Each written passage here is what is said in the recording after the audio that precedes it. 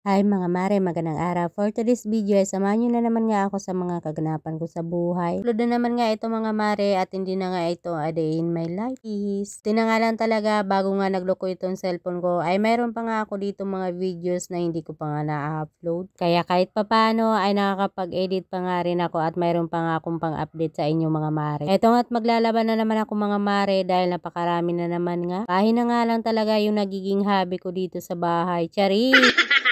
Anyways mga mare, balik na nga pala ako dito sa aking ginagawa. Bali, inuna ko muna nga itong balnawan, itong mga puti, saka ko naman nga sinalang dito sa washing. Pag mga puti nga mga mare yung nilalaban ko, ayan nga, hindi nawawala yung paglalagay ko nga pala dito ng oksali. Nakatulong nga rin ito sa mga damit na mga puti para nga luminaw at mawala yung pagka-yellowish niya. Ako na nga rin ito lalagyan itong Sunrocks mga mare. Fast forward nga tayo mga mare, nakapagbalnaw na nga ako nitong mga puti, tapos eto maglalagay na nga pala ako ng popcorn. Pala yung ginagamit ko mga mare at galing nga yan sa Black Up. Natipid na nga rin ako dito sa ginagamit ko mga mare dahil naka-buy one take one nga ito. Babad ko nga lang muna ng ilang minuto para kumapit nga dito sa damit yung amoy niya. Fast forward nga ulit mga mare, ito nga yung pangalawang salang ko naman at babalnawan ko na nga rin ito yung mga dekulay na nga ang damit namin ito mga mare. Bali nga yung pangalawang salang mga mare ay yung damit ng anak kong bunso at saka yung sa panganay ko. Nga yung ginagawa ko mga mare, tapos yung mga damit nga pala naming dalawang mag-asawa ay yung panghuli na nga lang mga mare. Bali, hindi ko na nga ito dito mga mare ipapakita yung buo ng paglalaba ko. Baka mainip kayo. Chari! Habang nakasalang pala mga mare yung ibang labahin ko pa, ito nga pumunta muna nga ako dito sa aming kusina para makapagugas ng aming mga pinagkainan.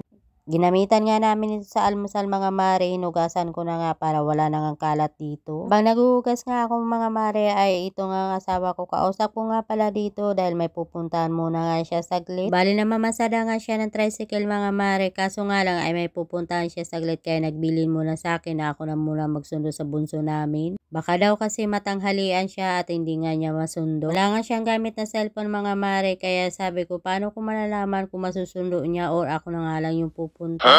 Medyo naguluhan nga ako dyan sa kanya mga mare. Charis!